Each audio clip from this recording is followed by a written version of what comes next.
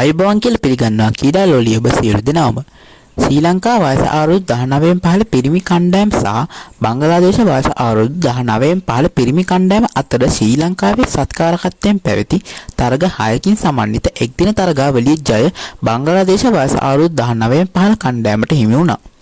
මෙම තරගාවලියේ පැවතුණු තරග 6 අතරින් තරග 3ක ජය බංගලාදේශ වයස අවුරුදු 19න් කණ්ඩායම හිමි කරගත් අතර ශ්‍රී ලංකා වයස අවුරුදු 19න් පහළ කණ්ඩායමට ලබාගත හැකි වූයේ තරග 2ක ජයක් පමණයි.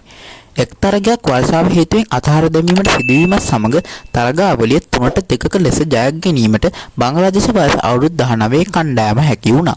මෙම තරගාවලියේ පැවති තරග 6ම කොළඹ CCC, SSC සහ කෝට්ස් යන ක්‍රීඩා සමාජයන්හි ක්‍රීඩාංගණවලදී පැවැත්වුණා. පළමු තරගයේ කොළඹ CCC ක්‍රීඩා සමාජයේ ක්‍රීඩා පිටියේදී පැවැත්වුණු අතර එම තරගයෙන් ලකුණු 98ක දැවැන්ත ජයග්‍රහණයක් සබා ගැනීමට ශ්‍රී ලංකා යවුන් කණ්ඩායමට හැකියාව ලැබුණා. එම තරගයේ වීරයා සම්මානයේ විශිෂ්ට පන්දුයමක නිරත වෙමින් ලකුණු 35කට කඩලු 5ක් පිද දැමූ ශ්‍රී ලංකාවේ විග්නේෂ් ආකාෂ්ට හිමි වුණා. දෙවන එක්දින තරගයත් කොළඹ CCC ක්‍රීඩා සමාජයේ ක්‍රීඩා පිටියේදී පැවැත්වුණු අතර එම තරගයෙන් කඩලු 9ක පහසු ජයක් හිමි කර ගැනීමට බංගලාදේශ යවුන් කණ්ඩායමට හැකියාව ලැබුණා. එම තරගයේදී බංගලාදේශයේ වෙනුවෙන් සවට් අබ්ලර් පිටෙන් ලකුණු 130ක්ද අල් ෆහඩ් පන්දුවෙන් කඩලු 6ක්ද ලබා ගැනීමෙන් දස්කම් දක්වන්නට සමත් වුණා.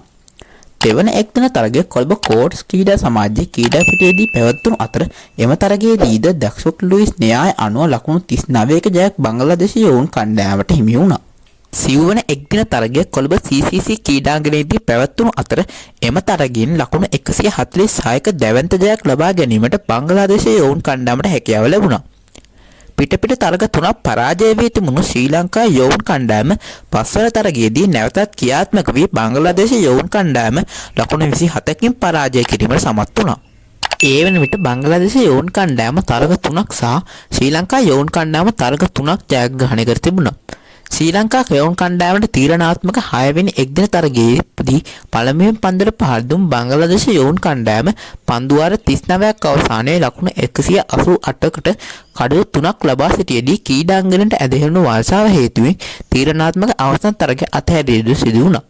එම නිසා සමස්ත තරගාවලියේ ජය 3ට 2ක් ලෙස බංගලාදේශ යවුන් කණ්ඩායම හට හිමි වුණා. කටලව අලුත්වන නවතම තොරතුරු එසනින් දැනගන්න දැම මගේ channel එක subscribe කරලා bell icon එකත් click කරලා තියාගන්න. එහෙනම් අදට මං ගිහින් එන්න. ඔබ සැමට සුබ දවසක්.